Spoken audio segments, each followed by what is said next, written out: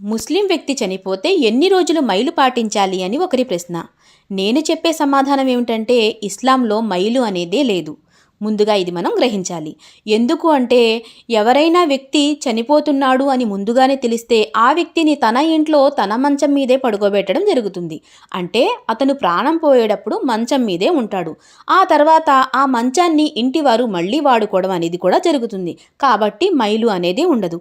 ఇంకో ముఖ్యమైన విషయం ఏమిటంటే అతను బ్రతికుండగా జరగని సేవలన్నీ అతను చనిపోయిన తర్వాత చేస్తారు.